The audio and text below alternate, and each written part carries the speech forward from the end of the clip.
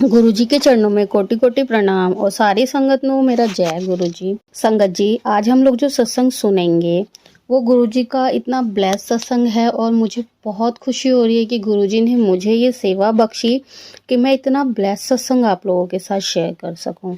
तो आइए संगत जी, गुरुजी के मंत्र जाप से हम सत्संग की शुरुआत करते हैं। ओम नमः शिवाय, शिवजी सदा सहाय। ओम नमः शिवाय, गुरुजी सदा सहाय।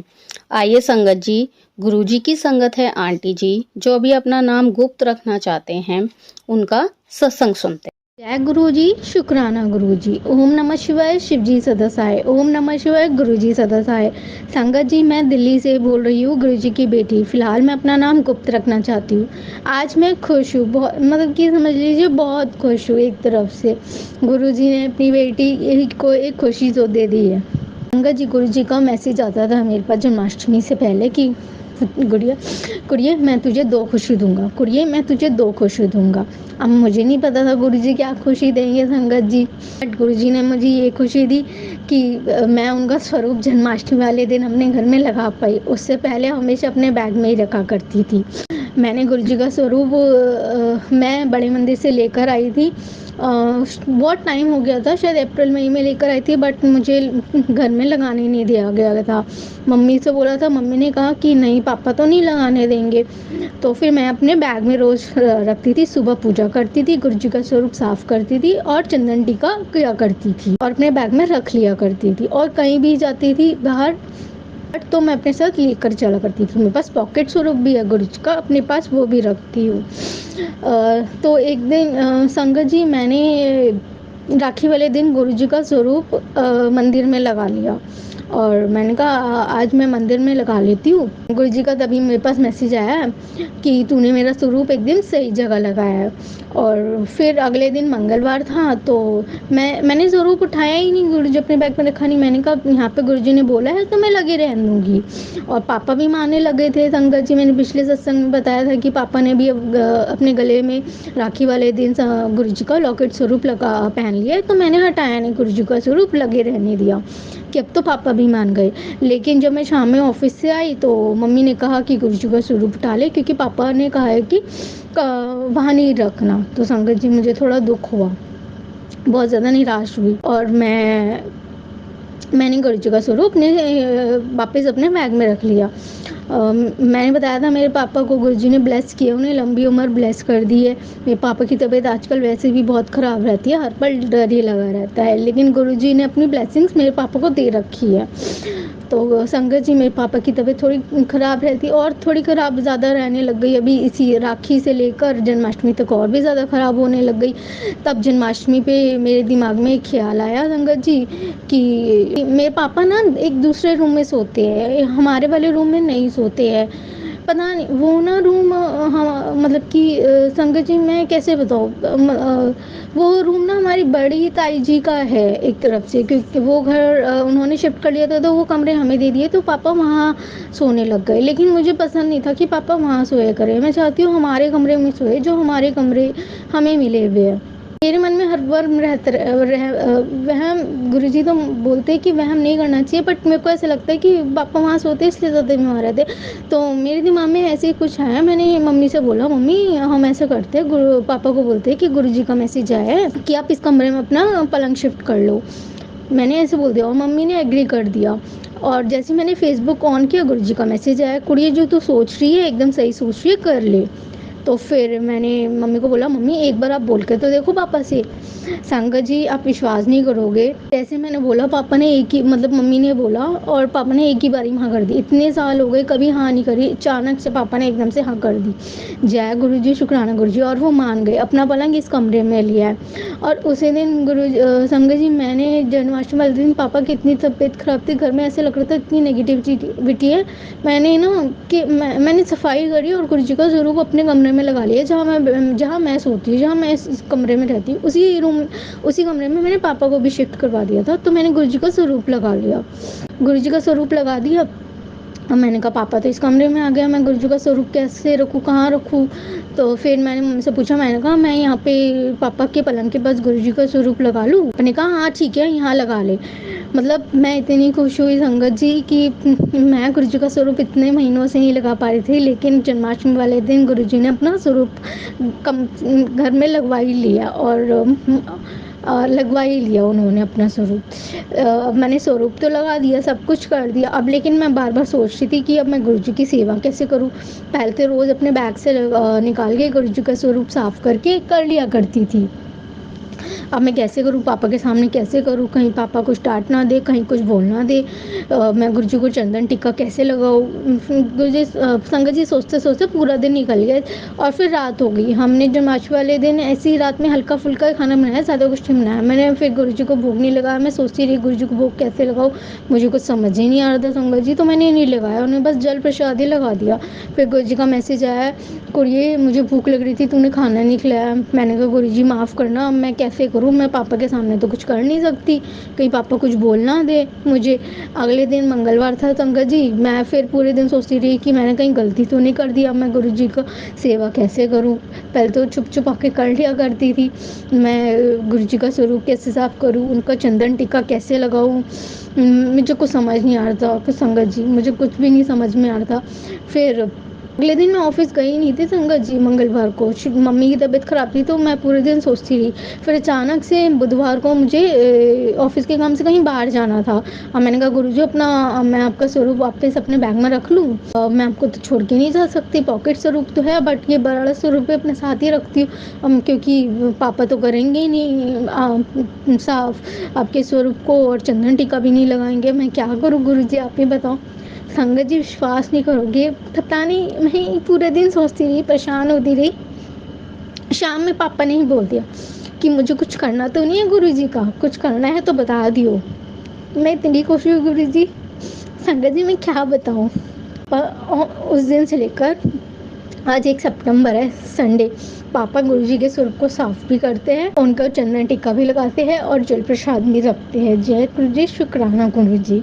एक और सत्संग है संगत जी, मैं गुरुजी के बड़े मंदिर चौथे सावन के सोमवार को गई थी। उससे पहले कब गई थी मुझे याद नहीं, जब उससे पहले गई थी तो मैंने गुरुजी से कहा था गुरुजी मैं शायद अब आखिरी बार आ रही हूँ आपके मंदिर, क्योंकि दिन संगत जी पता नहीं क्या था कि ऑटो वाले अंकल ने बहुत पहले उतार दिया था, बहुत ज़्यादा, हद से ज़्यादा। जैसे मेरे ख्याल 7 जुलाई को गुरुजी के जन्मदिन पर जितना चलना पड़ा उतना चलना पड़ रहा था। तो मैंने गुरुजी से बोला गुरुजी आपकी बेटी के पैरों में इतनी जान तो है नहीं, ना आपकी बेटी के शरीर में इतनी जान है, इतना पैदल तो वो नहीं चल पाएगी, घर बैठे आपका नाम ले लेगी। आप चाहोगे जब अब अपनी बेटी को अब गाड़ी सिखाओगे और गाड़ी दिलवाओगे तभी आएगी। अब ऑटो वाले अंकल आपके मंदिर के पास छोड़ेंगे तो ही बुलाना आप मुझे बड़े मंदिर, अदरवाइज मुझे अभी बड़े मंदिर मत बुलाना, मैं इतना पैदल नहीं चल पाऊंगी सर। मैंने इतना बोला गुरुजी को संगत जी कि गुरुजी मैं तो नहीं आ पाऊंगी। मैं शायद काफ़ी दिन तक गई भी नहीं, वरना मैं 2 हफ्ते में चली जाया करती थी, बट उस टाइम पे नहीं गई। पता नहीं संगत जी कितना ही टाइम हुआ होगा, मुझे भी एग्जैक्टली याद नहीं है, शायद 2 ही हफ्ते होंगे, शायद मुझे नहीं पता, 2 ढाई हफ्ते ही हुए होंगे। सावन के चौथे सोमवार को पता नहीं ऐसे एकदम से स्ट्राइक हुआ कि मौसम भी अच्छा है, चलते हैं बड़े मंदिर। लेकिन मैंने कहा जाऊँ नहीं जाऊँ, मैं ना डामाडोल हुई जा रही थी बार बार कि जाऊँ नहीं जाऊँ बड़े मंदिर, जाऊँ नहीं जाऊँ। तो संगत जी मैं निकल गई 4 बजे गुरु जी के बड़े मंदिर। बारिश तो हो रही थी, थोड़ी देर बारिश हुई, फिर मैं निकल गई अपने ऑफिस से। फिर जब मैं पहुंची वहाँ पे तो संगत जी गुरु जी ने ऑटो ज़्यादा दूर नहीं उतरवाया, वहीं पे पीछे से निकलवाया। जैसे मुझे रास्ते तो नहीं पता बट ज़्यादा दूर नहीं था। जय गुरु जी, शुक्राना गुरु जी, उन्होंने अपने बड़े मंदिर सोमवार चौथे सावन पे बुला लिया। और उस दिन का एक और सत्संग संगत जी, गुरु जी मुझे कहते हैं कि बेटा तू सोमवार को ना पीला रंग पहना कर, तेरे सारे काम बनेंगे। संगत जी मैं कभी पहनती हूँ कभी नहीं पहन पाती हूँ, क्योंकि जब मैं सोमवार को पीला रंग पहन लेती हूँ तो ऑफिस में लोग टोक देते हैं कि मैडम आज क्यों पहना है, आप तो जनरली थर्सडे को ही पहनते हो। तो मैं कभी पहनती हूँ कभी नहीं बोलती कि लोग कहीं कुछ बोले ना ज़्यादा। वैसे तो फ़र्क नहीं पड़ता संगत जी, लेकिन फिर लोग हर बार हर सोमवार को टोकते हैं, तो वो चीज़ अच्छी भी नहीं लगती है। इसलिए माफ़ करना गुरुजी, मैं कभी पहन पाती हूँ, कभी नहीं पहन पाती हूँ। लेकिन मैंने उस दिन संगत जी, मैंने गुरुजी से बोला, गुरुजी आप तो मुझे बोलते हो ना कि पीला रंग पहना कर, आज आप मुझे पीले रंग में दर्शन दोगे या आप हरे रंग के चोले में दर्शन दोगे? संगत जी आप विश्वास नहीं करोगे, गुरुजी ने पीले रंग के चोले में तो दर्शन नहीं दिए, बट उनका जो झूला था जहाँ पे गुरुजी बैठा करते थे, वहाँ पे उन्होंने वो हरे रंग का झूला, हरे रंग का था सारा झूला, और अंदर जब मैं बड़े मंदिर गई, वो पिंक कलर का झूला था। जय गुरुजी, शुक्राना गुरुजी, उन्होंने मुझे हरे झूले के रूप में दर्शन दिए। संगत जी एक सत्संग और है, मैं ना मतलब मैं कितना भी पॉजिटिव बोलूँ, मैं पॉजिटिव हो नहीं पाती, सोचती हूँ कि पॉजिटिव हूँ, नहीं हो पाती। मेरी ज़िंदगी में इतने मतलब खैर सभी की ज़िंदगी में इतने कलेश चल रहे हैं, लेकिन पता नहीं मैं कभी नेगेटिव से ऊपर आ ही नहीं पाती हूँ, हमेशा नेगेटिव सोचती रहती हूँ।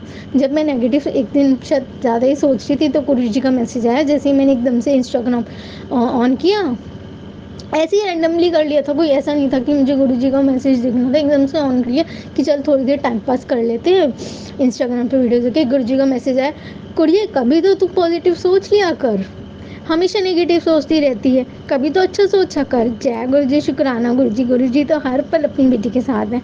संगत जी एक सत्संग और है, मेरे ना पेट में बहुत तकलीफ रहती है, मेरे लीवर में भी थोड़ी सी परेशानी है, और मेरे पेट में बहुत सूजन रहती है। इतनी दवाइयाँ खाती हूँ कि सूजन उतरती है, मतलब दवाई खाने पे सूजन उतर जाती है, दवाई बंद करती है सूजन बढ़ जाती है। तो मैंने एक सत्संग सुना आंटी जी का, तो वो सत्संग में कुछ बता रहे थे कि उनके पेट मतलब कि उनको कोई तबीयत खराब थी, तो उन्होंने भी एक सत्संग सुना था या मैसेज देखा था कि हमारे पेट से जुड़ी होती है सारी बीमारियाँ, तो पेट की नाभि पे चंदन टीका लगाया करो। तो संगत जी मैंने भी ऐसे ही किया, मैंने अपनी नाभि पे चंदन टीका लगाना शुरू किया जब से वो सत्संग सुना आंटी जी का। जैसे ही मैंने पेट पे नाभि पे लगाना शुरू किया, कुछ दिन में ही मेरे को ना बहुत असर हुआ, मेरे पेट की सूजन कम होने लग गई। जय गुरुजी, शुक्राना गुरुजी, इतनी दवाइयाँ खाने के बाद कभी नहीं उतरी, लेकिन चंदन लगाने से मेरे पेट की सूजन उतरने लगी। संगत जी अप्रैल में मैंने आखिरी बार दवाई खाई थी अपने पेट के दर्द की, मैंने गुरुजी को से ब्लेस करवा के अपनी दवाइयाँ खाई थी। गुरुजी ने कहा था बेटा तू अपनी सारी दवाइयाँ मुझे ब्लेस करवा दे। तो अप्रैल में मैंने आखिरी बार अपने पेट दर्द की दवाई खाई थी, उसके बाद आज तक मैंने अपने पेट के दर्द की दवाई नहीं खाई है, ना लीवर की कोई दवाई खाई है। मुझे फिब्रॉइड्स भी है, मैंने उसको कोई ट्रीटमेंट नहीं करवाया। वो अप्रैल में आखिरी दवाई थी जो मैंने गुरुजी के स्वरूप से ब्लेस करवाई थी, और उनके जल प्रसाद से अपनी दवाइयाँ लेके ख़त्म कर दी थी। आज का अप्रैल और से लेकर आज 1 सितंबर है संगत जी, मैंने कोई दवाई नहीं खाई। जय गुरुजी, शुक्राना गुरुजी। मेरा सत्संग अभी बहुत बड़ा हो रहा है, सत्संग और भी है, अगली बार शेयर करूँगी। अगला सत्संग की मैं तैयारी करती हूँ। संगत जी एक चीज़ और, मैं हमेशा अपना सत्संग हमेशा ऑफिस में रिकॉर्ड किया करती थी, कभी घर में नहीं रिकॉर्ड करती थी, क्योंकि मैं रिकॉर्ड नहीं कर पाती थी, क्योंकि घर में इतनी नेगेटिविटी है, और जब मम्मी होती है तो पता नहीं क्यों मुझे इतनी और नेगेटिविटी आ जाती है, क्योंकि वो कभी मतलब कि वो कभी पॉजिटिव बोलती ही नहीं है। इस घर में कुछ नेगेटिविटी है। पहली बार कोई नहीं है इस वक्त घर में, संगत जी मैं ही अकेले गुरुजी के स्वरूप के आगे बातें भी कर रही हूँ, और गुरुजी के स्वरूप के सामने ही सत्संग रिकॉर्ड कर रही हूँ। जय गुरुजी, शुक्राना गुरुजी, जिन्होंने ये सत्संग मेरी खुशी ही अपने स्वरूप के सामने ब्लेस करवाया और रिकॉर्ड करवा रहे हैं। अपने अगले सत्संग की तैयारी करती हूँ। जय गुरुजी, शुक्राना गुरुजी। ओम नमः शिवाय, शिवजी सदा सहाय। ओम नमः शिवाय, गुरुजी सदा सहाय। जय गुरुजी। संगत जी अभी हमने जो सत्संग सुना वो आंटी जी का था। आंटी ने हमारे साथ इतना खूबसूरत सत्संग शेयर किया, जिसके लिए आंटी जी का बहुत बहुत धन्यवाद। संगत जी अगर आपको भी ये सत्संग अच्छा लगा हो तो मेरे चैनल को सब्सक्राइब करें, वीडियो को लाइक एंड शेयर ज़रूर करें, क्योंकि हम जितना ज़्यादा इस सत्संग को लाइक एंड शेयर करेंगे, ये सत्संग उतना ज़्यादा ही गुरुजी की और संगत के पास जाएगा, जिससे अगर किसी भी संगत के किसी भी सवाल का जवाब अगर इसमें होगा तो वो उन तक पहुंच जाएगा। इसी के साथ मैं अपनी वाणी को विराम देती हूँ, और सारी संगत नू मेरा जय गुरु जी।